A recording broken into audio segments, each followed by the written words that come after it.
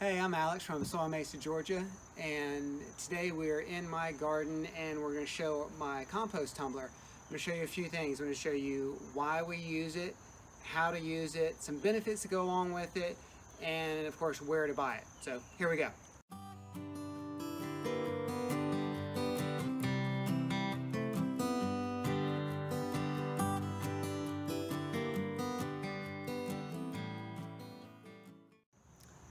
Let's cover some of the benefits of composting.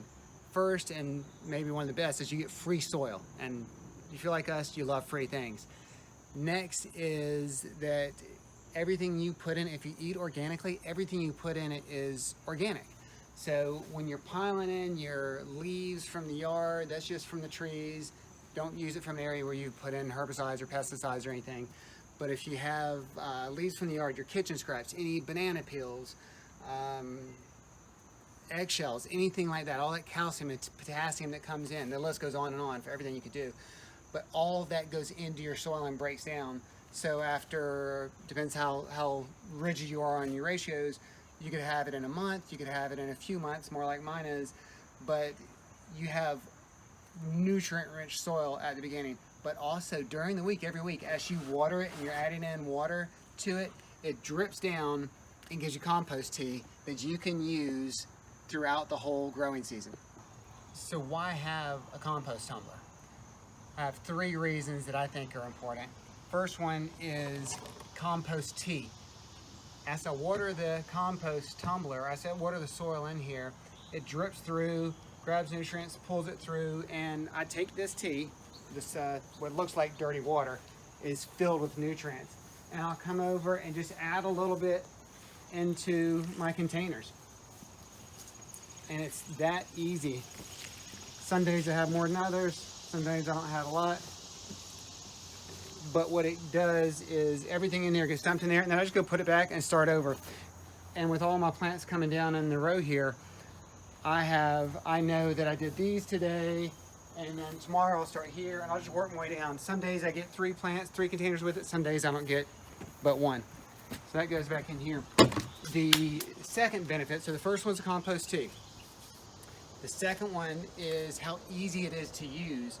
This just rolls around. Boom, boom, boom, there. It's aerated now, so the soil has been in there turned. It just builds more air in there, so the microbes get oxygen and it keeps the heat going. I can tell a difference some days if I turn it the next day it's warmer, just from turning it on without adding any other ingredients for what goes in. The third reason that's really important is that it's protected from wildlife. Bugs can still get in, microbes can still get in, all that stuff's good, but you don't run the risk if I had a pile sitting in the grass somewhere in the side of my yard of coming up and digging a pitchfork in there and having to turn it, and all of a sudden I find some poisonous snake or anything else I don't want to see, or raccoons or anything getting in there. This keeps it away from everything. So it's in here, it's safer, and it's just easier to manage. So big question is, what goes in compost? What you can find on the internet is people saying 30-to-1 ratio of browns to greens. Other people say 25-to-1. You don't have to be exact. That's optimal maybe if you're closer to that 25 or 30-to-1. But as long as you're getting a mix of some browns are basically leaves, and greens, which sounds counterintuitive, but even things like coffee grounds, which are brown, are considered greens. So think of it as anything from the kitchen, any kitchen scraps. And so what I have is this Tupperware thing, and it's just full of everything we've had recently. I've got tomatoes, bananas, cucumbers, zucchini and squash, and a bunch of coffee, some old peppers I didn't get to eat before they went bad. And what I do, this tumbler opens up and it's segmented. There's a left and a right side here, and I just dump it in. Try not to spill a bunch of it, but I just pile it in. So that's all my greens, and clearly I didn't measure that. What I also do is come over, I have leaves that I've saved from the previous year or previous fall, dump them in there.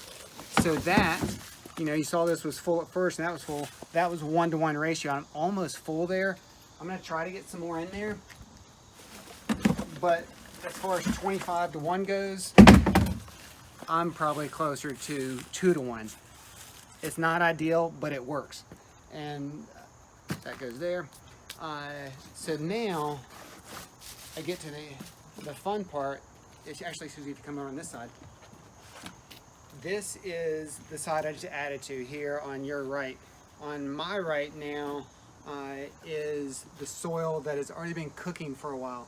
So this needs to cook. I added the browns, added the greens. This one is almost ready. It's not quite, but I want to show you how it works to empty it and then put it on the garden. So this is pretty cool. This slides all the way over, so you can access either side. But I have a bucket under here and my little tool here. If I turn it over, and I have what is my compost tea container, I have it under here. I can line this up. See how easy that turns? Line it up, I can feel where it is, and then slowly start opening it. And if you can see, Susie, if you can see down there, it all starts just falling in there just from opening it up. I don't want to go past halfway because I don't want to get the other stuff in there. But then I use my trowel here and I can just pull it through. And it just dumps in. Yeah, this isn't quite ready, but it's really close. So I'm still going to empty it. Put a little bit more. There's a lot more in here. But I don't want to take all of it out on the first time. Whoops, I need to shut it up.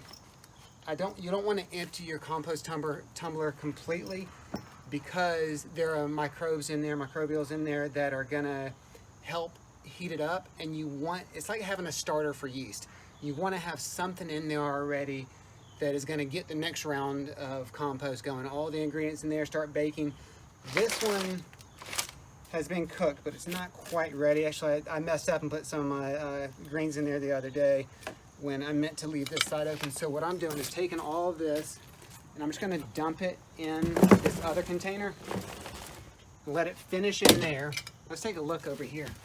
So you can see, yeah, this isn't quite ready. I might actually put it back in.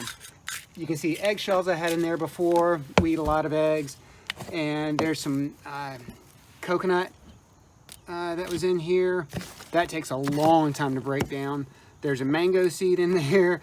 We actually got some manure from the farm. I threw it in here. That's been a while, so that's way broken down by now. That's probably been 5 months.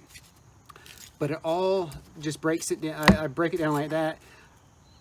I can leave this in here. I'm not going to use this until the fall. Until the spring when I start the garden next spring. So I might let it finish in here, and then up here, if you come back up here, Susan.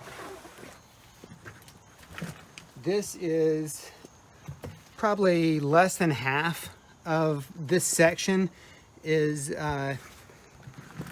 used, so I can add in more greens, more compost, and start this side cooking. By the time this side's ready, this one will be good, and I just rotate every couple of months. I go one side to the next. So one important thing to remember when you're adding in your food scraps is if they're store-bought food or fruits and vegetables, to remove your stickers. Like I did not do, but I have one of the stickers from something I ate that doesn't need to be in there. So if you take it off before you put them in your compost bin, you're much better off. So remember, it's important to water it, and it's just simple. Just water it. You can open the side. I do it right after I add all my ingredients to it, but also every few days. And what that does, as you're going through, I try to get both sides and everything in here. Sometimes I just do it in the hose. Sometimes if I have the water pail up here, I do it. Soak it decently, and what you'll see if we stood here long enough, that it starts dripping through in the pails. And there's a couple of drops. I don't have it lined up correctly all the way yet, but as these drip, it collects it, and if it rains, there's enough that seeps through, you end up getting water. I'm happy with the compost tumbler. It's not a paid endorsement, so this is just something I like, not brand specific. We'll put a link in the bottom, which the other thing I forgot to say is where to buy it. You can get them at Home Depot, Lowe's, any big box stores. I got this at Amazon just because it was easier shipped to me. It took me, I'd say, 2 beers to finish it. So that's how I judge my my assembly of projects sometimes, is how fresh. If it's a 6-pack, then I don't recommend it. 2 beers is pretty good. Probably could have finished it sooner, but that's how long it took me. And what I'll do is I can either use some of this for top dressing later this fall that's finished. I put a little under the grates here, put it in here, but I'll probably just add some to my soil. Instead of emptying my containers in full, I'm gonna take some of these handfuls of rich composted soil and add it into each bin so they all get some new life and nutrients along with fertilizer and everything else. But it helps to stack them up a little bit better. So thanks for watching. We appreciate y'all giving us your time today.